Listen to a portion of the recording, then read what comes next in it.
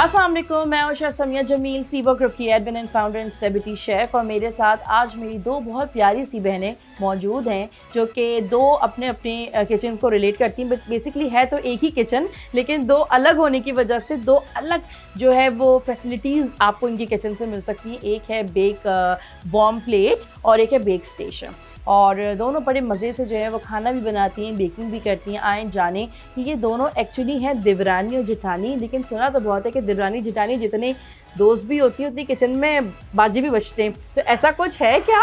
अस्सलाम वालेकुम, वालेकुम thank you for inviting us Samiya. नहीं, ऐसा अभी तक तो कुछ नहीं है अल्हम्दुलिल्लाह। और इंशाल्लाह आगे भी नहीं होगा।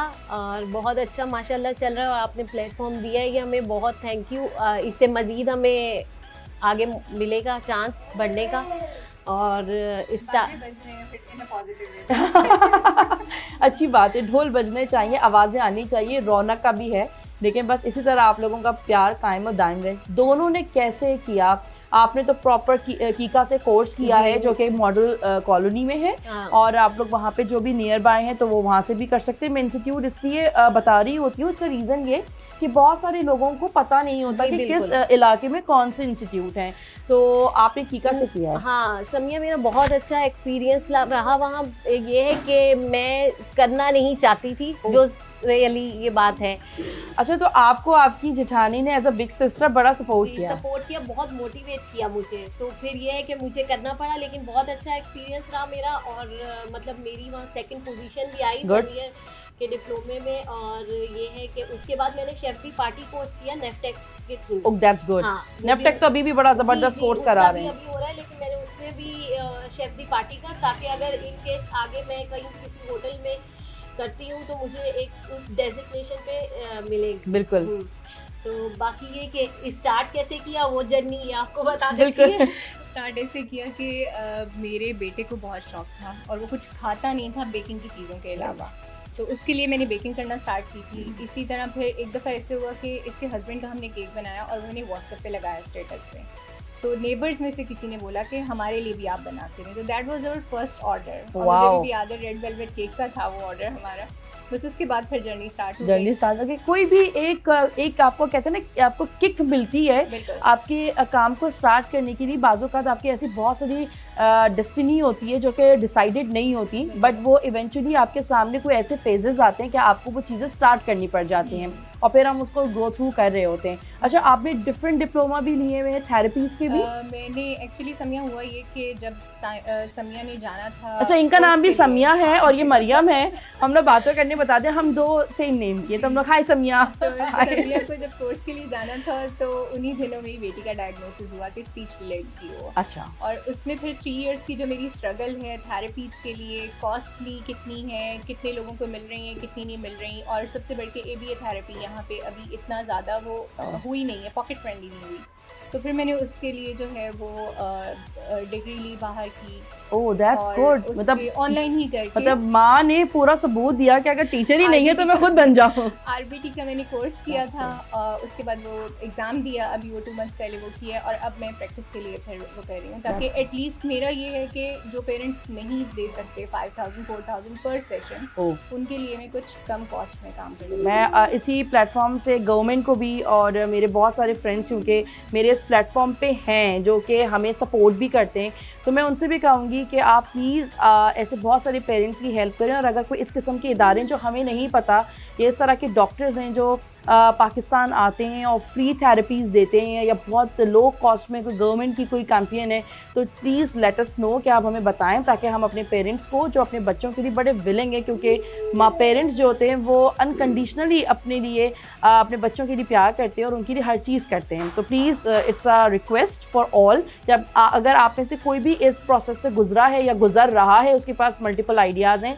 तो जस्ट लेट मी नो। हम लोग डायरेक्टली मरियम से कांटेक्ट भी कराएंगे। और अगर आप लोगों को कोई भी रिलेटेड क्वेश्चन पूछना है जो आज तक आप लोग बड़े हेजिटेट हैं, तो आप लोग हमारे प्लेटफॉर्म के थ्रू मरियम से भी काउंसलिंग जो है वो काउंसलिंग ले सकते हैं। रिक्वेस्ट करूँगी कि जितने भी यहाँ पे आपके ग्रुप में माशाल्लाह 30,000 प्लस लोग हैं जिनके अपने स्कूल्स हैं, तो मैं उनसे रिक्वेस्ट करूँगी कि प्लीज़ एक टीचर आप लोग ऐसा स्कूल में असाइन करें जो आप इंक्लूजन कर सकें स्कूल में, बिल्कुल। ऐसे बच्चों को रख सकें। इफ़ यू हैव 80% तो एटलीस्ट 20% बच्चों को जगह दें। क्योंकि नॉर्मल स्कूल्स के अंदर तो आपके बच्चों को एडमिशन्स ही नहीं मिल रहे होते, क्योंकि Admissions उनके नहीं लिए मिलते, डिफरेंट स्कूल्स होते हैं, ऑटिज्म की टर्म नहीं पता होती, हाँ। डिलेज का पता नहीं होता, और क्योंकि वो बच्चे इंस्टीट्यूशंस suffer कर रहे नहीं है ना होते हैं। यहाँ पे उन टीचर्स को ट्रेन करने के लिए। हमारे एक हमारा इलाका है फेडरल बे एरिया, वहाँ पे मरकज़ उम्मीद है, वहाँ पे स्पेशल्स बच्चे वहाँ पे पढ़ते हैं और उनकी स्पीच थेरेपी होती है, तो मेरा अक्सर वहाँ जाना होता है, तो वहाँ पे टीचर्स ट्रेंड हैं, तो वहाँ पे पेरेंट्स अपने बच्चों को लेकर आते हैं, हर किस्म की जो भी स्पीच का प्रॉब्लम होता है डिफरेंट होता है, तो वो वहाँ पे जाके सेशंस देते हैं और टीचर्स भी हैं, तो इनके इंस्टीट्यूट्स हैं, तो आप लोग कांटेक्ट कर सकते हैं मरियम से हमारे थ्रू, ताकि आप भी उनको गाइड करें। और अगर आप इस प्रोसेस से गुजर रहे हैं और आपके पास कोई एडवांस टेक्निक्स हैं या आपके पास कोई अच्छी इन्फॉर्मेशन है जिससे किसी बच्चे का एक फ्यूचर बन सकता है, तो आप मरियम से भी कांटेक्ट कर सकते और हैं। लास्ट एक रिक्वेस्ट मैं करना चाहूँगी, जो आपके थ्रू जितनी भी न्यू मदर्स हैं, प्लीज़ 5 इयर्स तक बच्चों को स्क्रीन टाइम मत दें, बिकॉज ऑटिज़म जेनेटिक होने के साथ साथ स्क्रीन डिपेंडेंट बहुत है, ओह, और मैं यही सफ़र कर रही हूँ क्योंकि मैंने भी इसको स्क्रीन टाइम बहुत दिया था। अच्छा, हमारी फैमिली में भी एक हैं जो वो भी, क्योंकि बाहर जो पेरेंट्स रहते हैं ना, जो पाकिस्तान से बाहर रहते हैं, जो कि दुबई साइड हो गया, यूएई हो गया, तो वहाँ पे आपको पता है कि शेयरिंग सिस्टम होता है, तो आप एक ही अपार्टमेंट के अंदर जितने कमरे हैं, 2 हैं, 3 हैं, 4 हैं, आप सब शेयरिंग पे रहते हैं, और वही कमरा आपका किचन भी है, बाथरूम भी है, हॉल भी है, सब कुछ है।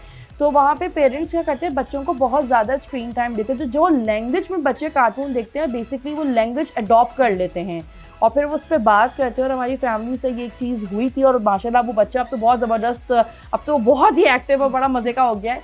तो लेकिन उनकी पेरेंट्स कुछ अरसा बड़ा सफ़र किए थे, लेकिन फिर क्योंकि पढ़े लिखे होने से, नॉलेज होने से उन्होंने फिर इस चीज़ को उठाया। तो ये बड़े अच्छी बात है जो आपने एक मैसेज दिया कि जो न्यूली मदर्स हैं वो अपने काम को बचाने के लिए या वो काम कर रही हैं तो अपने टाइम को सेव करने के लिए मोबाइल्स दे देती हैं, तो कोशिश करें कि टीवी दिखा दें।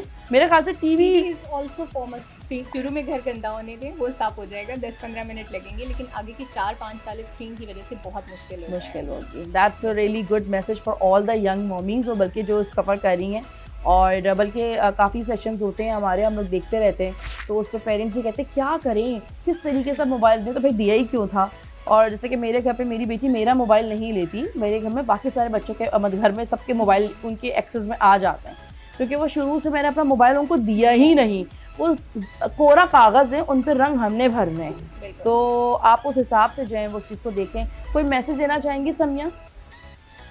बस यही कि आगे जो भी घर में है और वो ये सोच रही हैं कि वो कुछ भी नहीं कर सकती, तो ऐसी बात नहीं है। अल्लाह ने हर किसी के अंदर कोई ना कोई खूबी ज़रूर रखी, कोई ना कोई उनको ऐसा उनके अंदर हुनर है कि वो आगे परस्यू कर सकती हैं।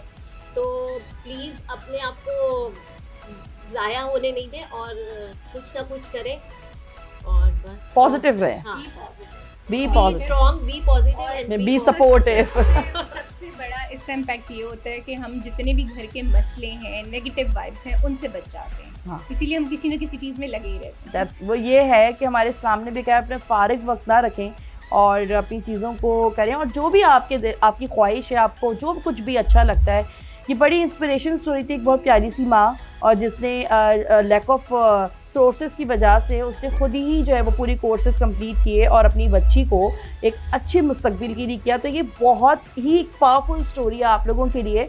हम ये सोच के ना रह जाएं कि ये तो इदारा ही नहीं था, ये तो हुकूमत ने किया ही नहीं,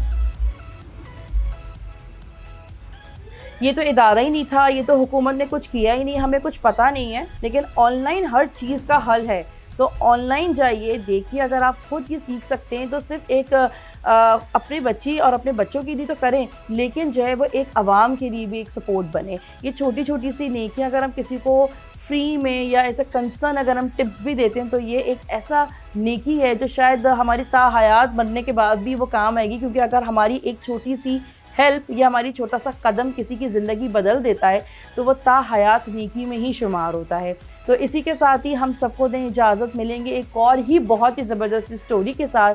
अपना बहुत सारा ख्याल रखिएगा। Be strong, be positive, be supportive. Happy women's day.